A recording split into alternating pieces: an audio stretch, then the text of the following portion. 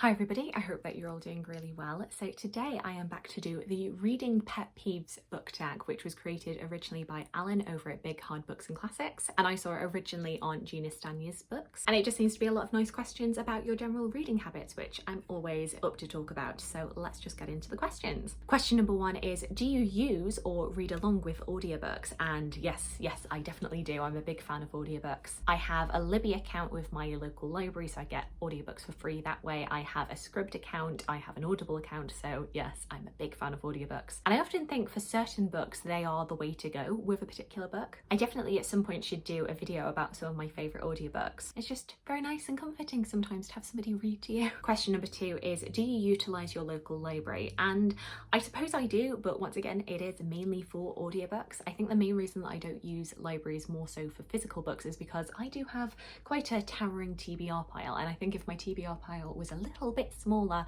then I probably would make much more use of libraries. I really just need to cut down on my book buying habits, and then maybe my library would get some more love. But like I say, my local library back home in West Yorkshire have a Libby app, which I use for audiobooks, as well as the one that I go to here in Oxford. They use the Overdrive app. So yeah, between those, I am pretty well catered for audiobooks. And then there's also the services I mentioned that I pay for as well. So, you know, they do get use. And I am a big advocate for libraries and the services that they provide. I've also recently been using my library a lot for printing things because, you know, I'm a millennial and I don't own a physical printer. Of course I don't. I rely on my workplace and my local library to get my printing needs sorted. Question number three is, do you DNF books? DNF standing for do not finish books. And yes, I do. I often don't talk about the books that I DNF just because I often just don't have anything to say about them. I think also because I tend to DNF books more so because a book is boring me rather than because I don't like a book. Often when I don't like a book, I tend to get so cross with it that I keep on ploughing on with it because I want to confirm that I do in fact hate this book. So then I finished it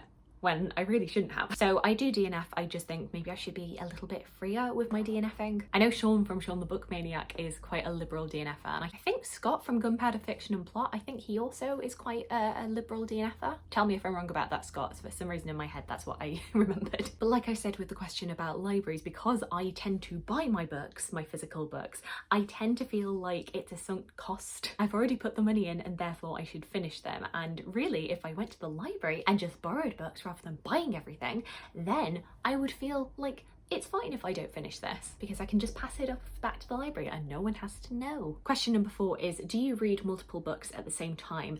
And I would say that if I do, it tends to only be like 2 or 3 books at any one time. And I mean, 3 seems like quite a lot for me. And usually one of those books will be an audiobook. I typically have 1 audiobook on the go and 1 physical book. I have tried bouncing between lots of different books and I do find it a little bit stressful. Though at the moment I am in a bit of a weird reading mood where I am just jumping from book to book and not finishing things. And I don't love it, I have to say. Question number 5 is, do you make time or have a specific time in your day devoted to reading? And I would say the best place for me to read is on public transport when I'm traveling. I'm really bad at just sitting down at home and reading. It's something that I desperately want to kind of fix about my daily routine. I've also recently, especially for days when I'm working from home, I've been trying to get up a little bit earlier and go sit outside and read, especially when we've got lovely weather. I met up with my best friend Sophie a couple of weeks ago and she did say to me, why don't you just like sit in bed and read? And I don't know why I don't. I tend to only do that when I'm not very well or when it's a really lazy weekend. I feel like reading at home is something I have to really carve out in my calendar rather than something that happens very spontaneously. And yeah, I don't love that. I want to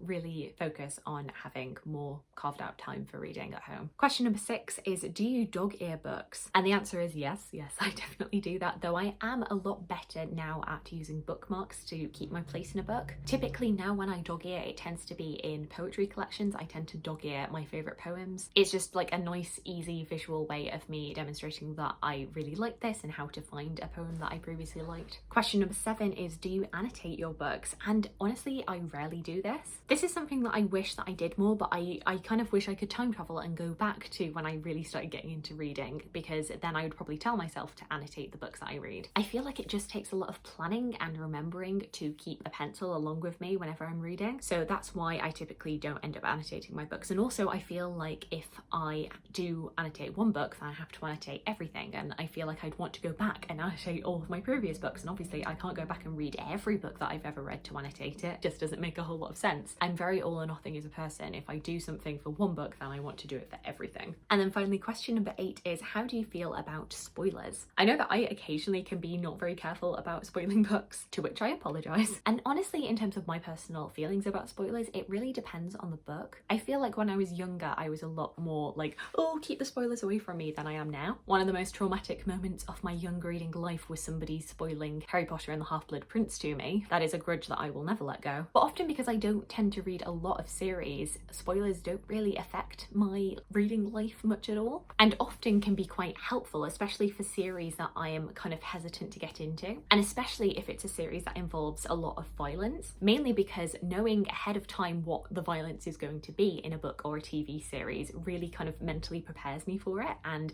I know that anything that I conjure up in my head is probably going to be way worse than what is shown on the page or on screen. So for example, I remember going into Game of Thrones, the TV series, not knowing anything about it aside from people telling me it was violent, and I ended up not being able to get past like half of the first season originally, and then a few months passed and I looked up quite a lot of spoilers. So when I started getting into Game of Thrones, it was in the interim between season 3 and season 4, so obviously, spoiler alert, the Red Wedding had happened and people were discussing that online, and I ended up looking up spoilers for Game of Thrones seasons 1 to 3 to kind of go back to the series and just know what was coming. When you go onto the wiki page for Game of Thrones, there is a list of everybody who has died in a certain episode, and obviously a plot synopsis of what's happened, so I could read up ahead of time and find out what grisly way somebody was offed in that show. And for some reason that really helped me. It also really helped me in terms of like not getting confused as to all of these different characters and what the relationships were to each other. And I think I did the same thing for the very first Hunger Games book, because people had told me that it's obviously a book about, you know, children being forced into an arena to fight to the death. And you know, 16-year-old Charlotte did not read a lot of books like that. In fact, I think she read 0 books like that. It was all Sophie Kinsella for me. But reading it ahead of time and knowing like the plot points and who dies and around what time they die, it really kind of helped me. So for me, spoilers can actually be a help rather than a hindrance. Though I will say, when the next A Song of Ice and Fire book comes out, whenever George wants to give that to us, I probably will not want spoilers for that. I will want to experience that for myself, even though I have obviously seen Game of Thrones the show and I know like vaguely where it's meant to be going. If there are any changes to that in George R. R. Martin's writing, then I don't want to be spoiled. And I remember for Game of Thrones season 8, I wanted 0 spoilers about what was happening, but I didn't tend to get spoilers for that show because I did end up waking up at 2 o'clock in the morning to watch it alongside the US, because number 1, I have no life, and number 2, I was also doing my masters at the time, so I could control a lot of my schedule, so I could just wake up at 2 o'clock in the morning and not have to worry about the consequences of waking up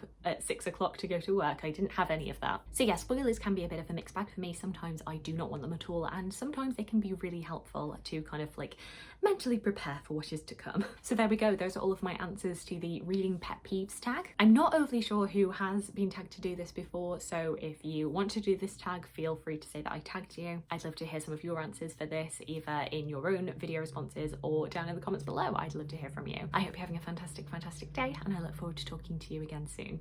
Thanks. Bye!